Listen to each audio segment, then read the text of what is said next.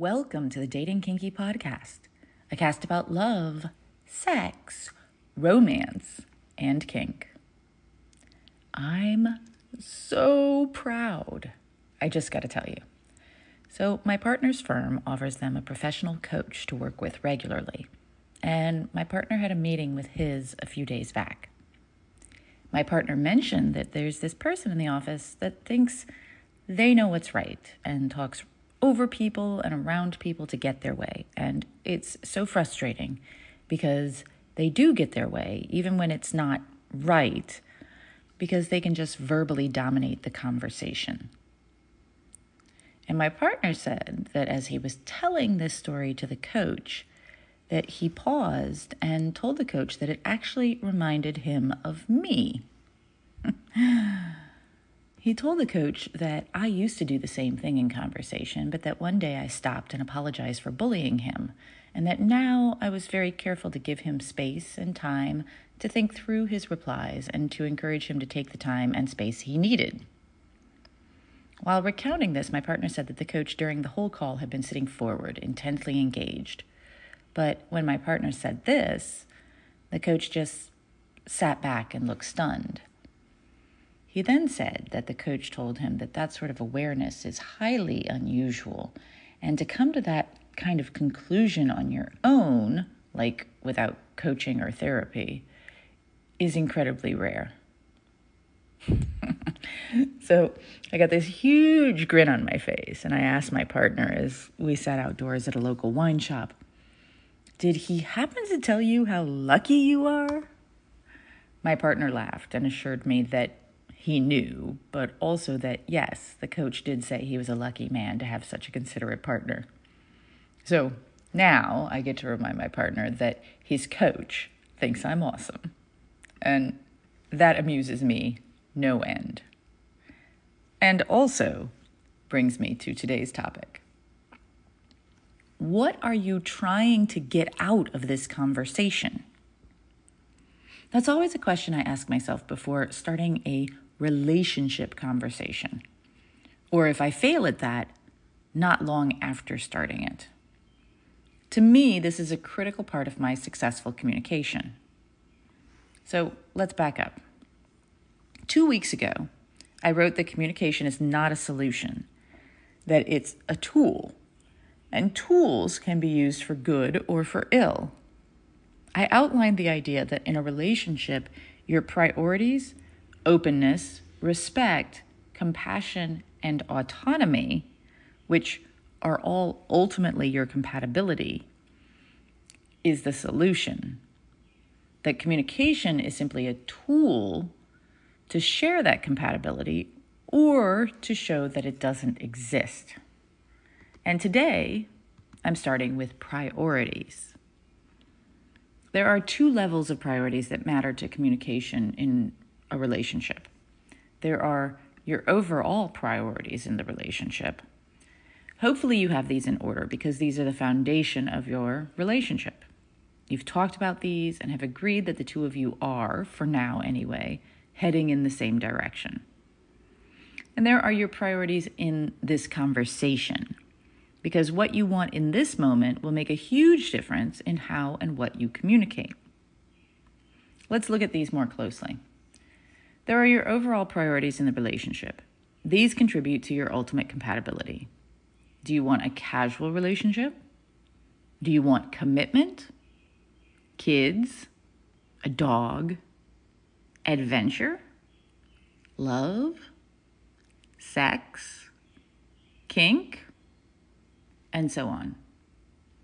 Obviously, if one of you is in this for now and the other is trying to build a long-term relationship, there are going to be some pretty major incompatibility issues in the relationship itself.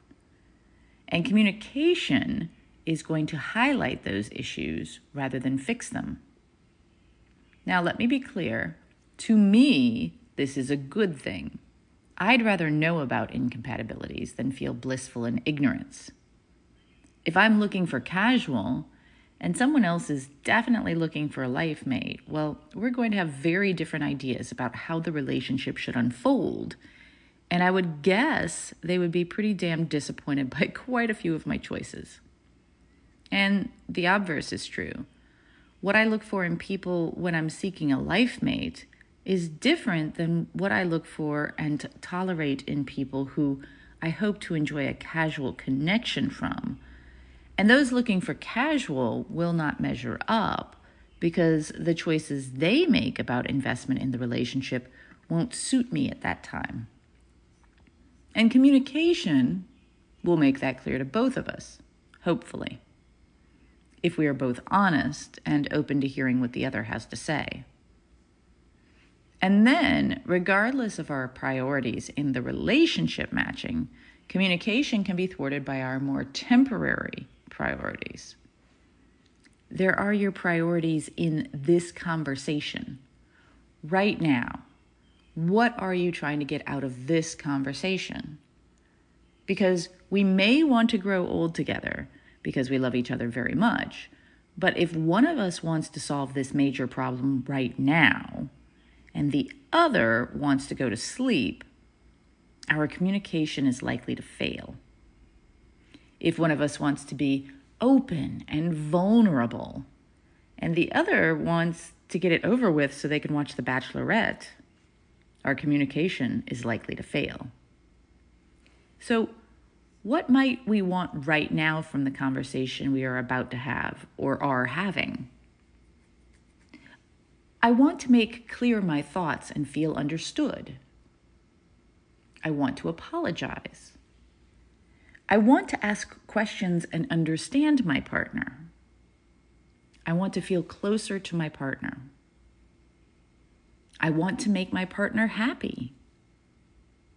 I want to work together to find a potential solution. Versus, I want to feel right. I want to punish my partner. I want to make my partner feel guilty. I want to work out my frustration. I want to feel vindicated. I want to get my way. Looking at those two sets of wants, I'm guessing you can imagine how a conversation might feel radically different with a desire to make my partner happy versus a desire to make my partner feel guilty. Sure. Easy, right? But let's be real. How often have you started a conversation trying to apologize, for example, but really wanting to feel right, and the conversation did not go well and you ended up fighting? It happens to all of us because we apologize, but we really want to feel right, so we also explain ourselves over and over, trying to make clear that we were right, even if we did it wrong or whatever.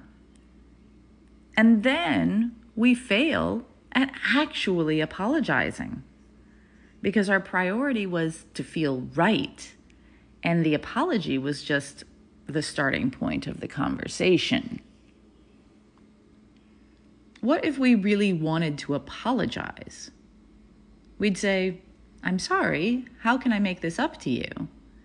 Then shut the fuck up and listen, ask questions to understand, and then do whatever was in our power to do those things. Sometimes we apologize to make things go away, to get our way. So we lead with, "I'm sorry," and then pretty much expect everything to just be better now that we said the magic words. We can now watch new episodes of Stranger Things, get to sleep, or have the wild sex that this conversation inconveniently got in the way of. Our priorities will influence what we say, how we say it, and what we focus on in the conversation.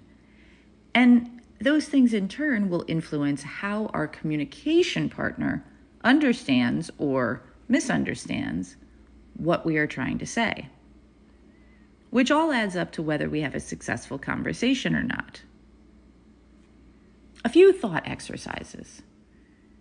Consider what you might say, how you might say it, and what you might focus on in a conversation in the following scenarios. A. It's about 5 minutes before your guests arrive for dinner and something has been bothering you all day. You want to say it before everyone arrives. It's important to you that you clear your thoughts and feel understood. What would this look like to you? How would it look different if you wanted to work out your frustration instead? B. Your partner did something at a party this evening that hurt and humiliated you. Now, in the car ride home, you have a captive audience and you want to take out your frustration. What would that look like to you? How would it look different if you wanted to just ask some questions and understand where your partner was coming from when they said those things? C. Over the past few weeks, you've come to the realization that you and your partner want radically different things for something critically important in your life. Thing is, you love your partner dearly and you really want to find a way for both of you to live your best life. So you want to take some time to work together to find a potential solution. What would that look like? How would it look different if you just wanted to get your way? What are your thoughts? Have you ever actually really thought about your priorities in a conversation before beginning? Have you ever found that maybe you really wanted something else from a conversation, like to be right, than you thought going in, like to apologize? How did that go? How did you handle it? Can you see how your priorities can change the whole experience of a conversation for you and your partner? Thank you for joining me today. If you love this episode, please share it with others who would enjoy it. And please do join me on our new apps available in the Google Play and Apple App Stores. Dating Kinky, it's built by Kinksters for Kinksters, poly, queer, trans folk, and anyone not quite vanilla, and it's free. Find me on FetLife as Nookie Notes, and on Twitter, Pinterest, YouTube, Facebook, and Medium as Dating Kinky. We're on Instagram as Dating Kinky Official, all one word. Also, find me on the new Moan app in beta for iPhone. I'm Miss Nookie there. TheMonapp.com. Have a kinky day, and I'll catch you next episode.